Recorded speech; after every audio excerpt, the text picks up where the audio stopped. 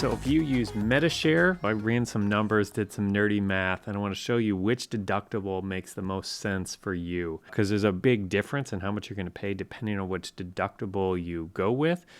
Spreadsheet, I broke it out here. So first column is the AHP. This is their annual deductible. They call it annual household portion, I believe. And so this is the annual amount that you need to reach before they start paying. So per year, so in this top column, this is the plan that I currently have, which is grandfathered in. I don't think they offer it anymore.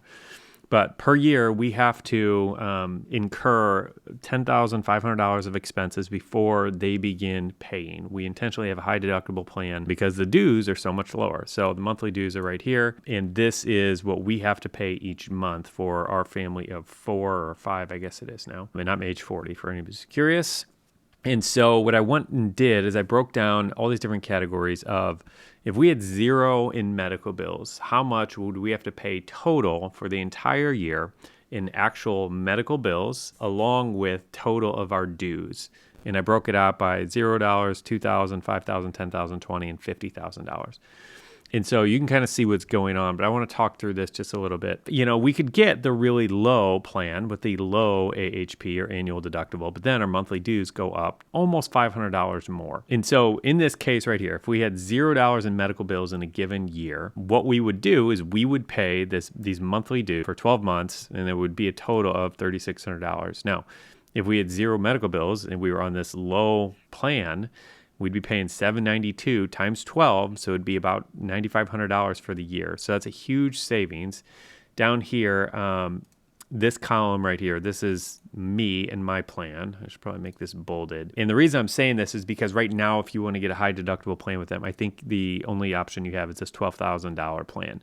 And so this plan right here, and these two rows are the difference between the low one and the high one. And so in my case, the 10.5 one, and then the low one and the high one with the $12,000 deductible. So the point is, right here, I'm saving $5,800 if I have 0 bills in a given year, okay? And it's very similar if you had the $12,000 plan. The bottom line is, in this case, if you don't have any bills, if you're someone who just never goes to the doctor, like you're gonna save a lot of money by being on a high deductible plan. And so if I look back, because we've been on this high deductible plan for probably 8 or 9 years now. And honestly, this year is the first year that we ever reached the deductible. Every other year, we haven't had enough bills to get up there. And I would guess that our average is somewhere in between $2,000 and $5,000 for an average year. And in each of these cases, you know, let's say we average $3,500 a year. We're still coming out way ahead. So in this case, we still come out almost $6,000 ahead, really similar to the first one. And even if we went up to $5,000 a year in medical bills, we still are coming out almost $4,000 ahead than if we had this low one. Now, these aren't the only two options. They have some options in between as well. This 6 and 9,000 option as well. And I just broke this out between the high and the low just for my information. But the point being here for me is we are definitely going to stay in the high deductible plan with the low monthly dues. And we put that money, that's savings, if you will. So instead of paying $800 a month, and we're only paying $300, like we're putting $500 a month into a savings account that we're earning interest on, and that we can actually do other things with it if we need to.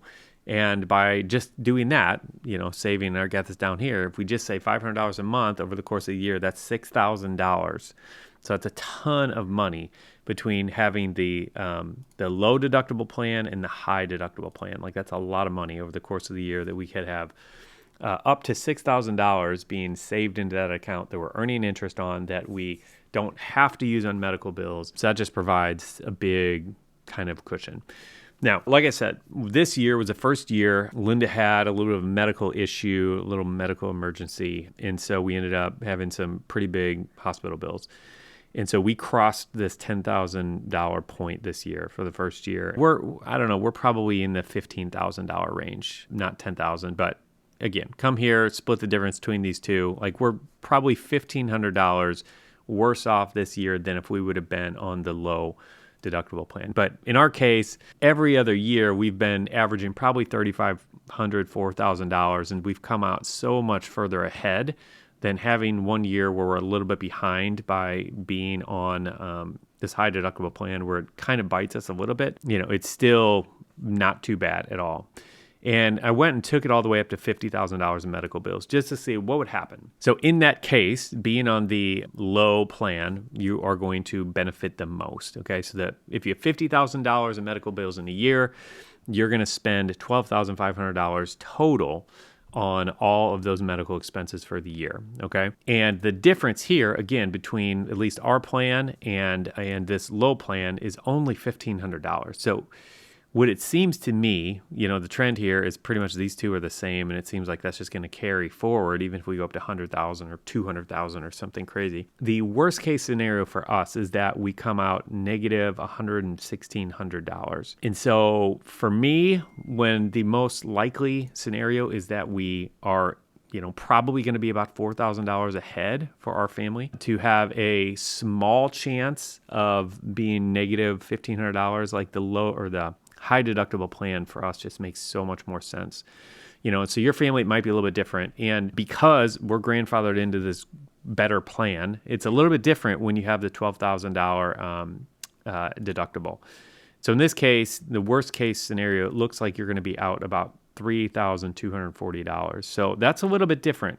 That makes it, I don't know, it gets a little bit closer to something where you want to consider this a little bit more. Now, that said, like still looking at this row right here, this is row 11, if you are like us, so for example, if we didn't have this plan, this $10,500 plan, if this was gone and we had to do this $12,000 plan, like I think I would still stay on that for our particular family who spends, again, let's just say $4,000 a year. We're still going to come out ahead most years, about $4,000 in savings for most years. And then occasionally, if we do have a really bad year where we have a lot of medical expenses, we're going to be negative $3,200. Okay. And in our case, like going back, this is the last 9 years. So 8 of those 9 years, we've probably averaged about $4,000. And now we have one where we're $10,000 to $15,000. So most years, we're going to be about $4,000 ahead, with occasionally having a year where maybe we're, I don't know, somewhere from $2,000 to $3,000 behind. So in the long run, I think we're still going to come out way ahead for our family with the $12,000 deductible.